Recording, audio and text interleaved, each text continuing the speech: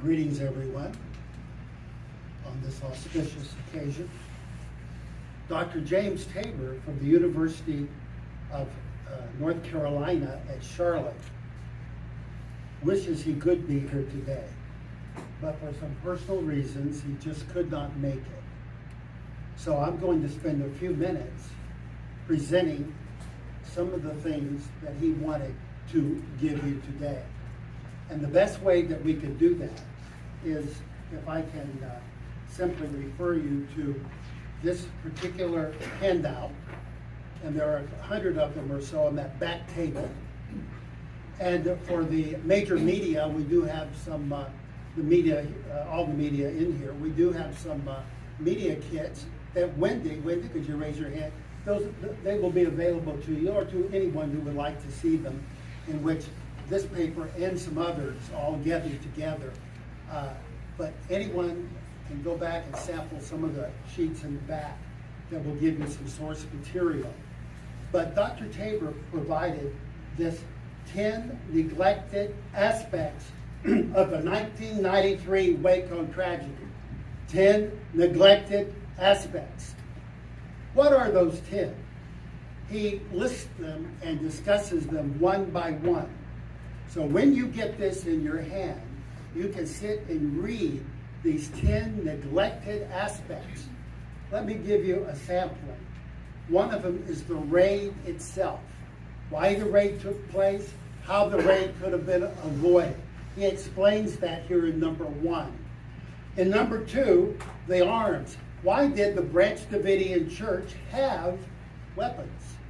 He will explain that in point 2. In point 3, the assault itself, looking at exactly what happened on the 28th. On the 4th one, the community. What is the Branch Davididan community?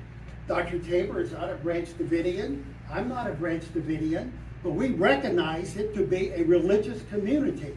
Here, in this point, Jim will explain exactly what kind of community it was and what it means to be a religious community.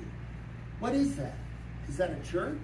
What is that exactly? He goes into that here in point number 4. Then also the 51-day standoff. He discusses that also for you. What happened during the 51-day standoff? Well, they were on the telephone every day with the FBI. Those are called the negotiation tapes. I've heard every one of them. Dr. Tabor has too. That's 51 days, 10 hours, 12 hours, 15 hours a day. It took a couple of years for me to gain access to them and to hear them. And the same for Dr. Tabor. He discusses that in point 5. Point 6, he discusses the exit plan. There was a plan for the Branch Davidians to leave Mount Carmel. A plan that would have worked. He discusses that in point 6. In point 7, he discusses what happened with Janet Reno. When the FBI went to speak to Janet Reno, what did they say to her? What did they not say to her? He gives a fair and just overview of what happened there. And then he talks about the apocalypse. Were the Branch Davidians planning to kill themselves? Were they all brainwashed? And David Koresh knew that he was going to die and it was inevitable. He discusses that. And I'm going to have a few things to say about that myself in a moment. What is the 7 Seals manuscript that David was writing? Dr. Tabor will give you a quick overview of that. What is this promise that David says, we're all coming out. God has shown me I got to write my message. Dr. Tabor will talk about that. And then he'll have a few comments about the fire itself that took place. Dr. Tabor was involved from the very beginning back in early March of 1993. He and I had seen this on television, and since my PhD was on the history of apocalyptic groups, I saw immediately that the characters of my dissertation had come alive on television and in Waco. It was as if some of these early apocalyptic groups were on television there. David is talking about the book of Revelation. He's explaining the book of Daniel, the 1335 prophecy of Daniel 12, the 1290 prophecy, the time and half time prophecy. He knew all these things. And I recognized that. I said, this man is very serious. I can tell you this, the cops are not going to understand what he's saying. So there's two trains coming down the track. There's going to be a collision. So I called Dr. Tabor, Jim, my friend. I said, what are we going to do? We've got to do something. We can't just sit here and watch it on television when we know what happens with apocalyptic groups. You know the story, don't you, of Masada, the Jews fighting the Romans? Well, they were apocalyptic also. What about Joan of Arc having mystical visions that she should go out and kill Englishmen, lead soldiers to kill Englishmen? That's a pretty radical thing, and she's burned up. So there's something when the governments encounter these apocalyptic mystical types that bad things can happen. So knowing that, I drove to Waco to talk to the FBI to say, can I help interpret this religious language? I know a little bit about the book of Revelation. What can I do to help you to understand it? In other words, can I give you intel to help you to resolve this crisis peacefully? So Dr. Tabor and I worked on that together. We tried our best to contact the FBI, give them this information, but they were just not interested. Now that was the old FBI. They were not interested in hearing the religious interpretations of David. Isn't that right, Dave? Is that right, Dave? They were not interested in that. And they were not interested in taking what I had to say seriously. So we had a real problem there. That was the old FBI. We saw some changes a few years later at Montana with the new FBI under Louis Free and Robin Montgomery and others. Gary Neusner came to an understanding that you have to use sometimes worldview translators to help resolve crises with ideologically motivated groups. And the same with the media at that time. The old media then, they were all into this talk about cults and being brainwashed. They were not interested in hearing about this group really does believe the book of Daniel.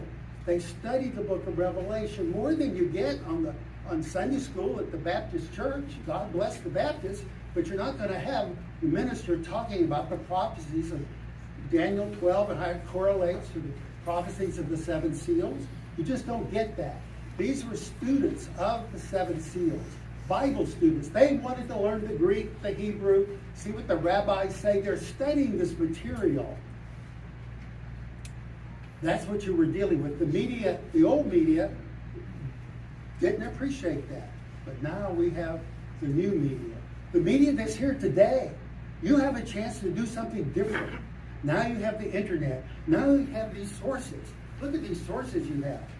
We have right here something really important. We have what David wrote.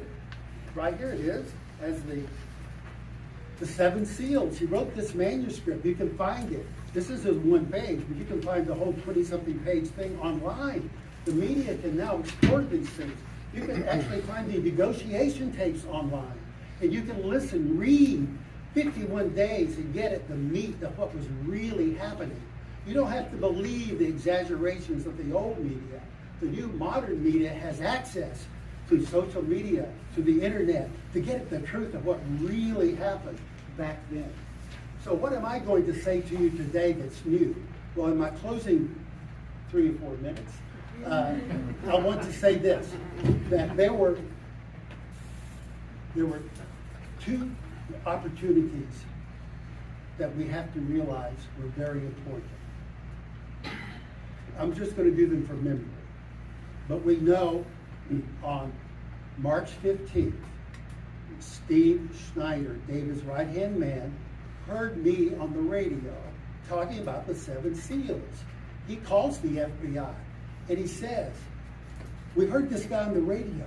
He seems to know a little bit about the seven seals. Hey, if we can speak to him and he can talk and he can show David Koresh something that David doesn't know, we are out of here. He uses that term, out of here. The FBI does not put me in contact. They refuse to do that. They don't let me talk.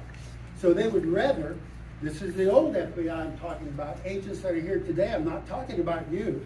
I'm talking about what happened back 30 years ago. They did not do that. Instead, they preferred to send S-Gas in before they would let me talk, as Steve requested. March 15th. What happened on April 10th through the 13th? Then, at that time, the FBI finds a book in the library because I told them about it on the news media, and they found there was another man who had changed his name to Koresh about 100 years before. And their idea was, David, do you know about this earlier person from 100 years ago? And David says, no, I don't know anything about it. Steve said, we don't know anything about it. Please send that book in. We'd like to find out if there's somebody else called Koresh. And the FBI refused to send the book in. Why would that have been important? Well, if the book had gone in there, some of the members, maybe not Dave, maybe others, would have said, you know, this is pretty unusual. David, you didn't plagiarize that, did you? David said, no, I didn't. I know anything about it. But it would have caused some doubt in some members. And maybe a few people would have come out and surrendered and been saved and not died later. So that was a missed opportunity. You would send that book in. The third thing I'll close with is on April 14th. I have the letter for you. It's back there. This is the letter that David Koresh wrote. He signed it. What does it say? It says, we are coming out. We had a waiting period, but God has told us the waiting period is over with. It's over with. We rejoiced. Tabor and I, we thought, this is great. Dick the Garrett, the attorney, other scholars, we were very happy to find out that the waiting period was over. And now David is coming out. He said, I just have to write my message. Write my message of the 7 seals, and we all will come out. David will testify. He's an eyewitness, and he's going to speak now. And he will testify to all these things that he saw. The Branch Davididans were going to surrender. They were coming out. The letter of April 14th says that manuscript will be given to his attorney and to Phil Arnold and Jim Tabor. And the FBI said, the old FBI said, oh yeah, we can wait. But they didn't. They did not wait. It's a sad thing. So why did the FBI not understand? Why did the media not understand? Because religious language is the language that the Branch Davidians were speaking. If they were Russian terrorists, then they would have brought in a Russian translator. They needed to bring in worldview translators to explain what the Branch Davidians were teaching. Some of you are English majors. I know some of you journalists in here. If you're reading Edgar Allan Poe and the Raven says nevermore, nevermore, you've got to understand, what does that mean in the context of that literature, right? You have to interpret it. Well, David is using the Bible as his means of communication. Has to be interpreted. Big mistake by the old FBI and the media. They did not include that. Now we have an eyewitness. I'm going to get out of the way, and he'll come up and speak. I think you're doing great. No, you're the man. You're the eyewitness. Well, David will answer any question in the world that you would like to ask.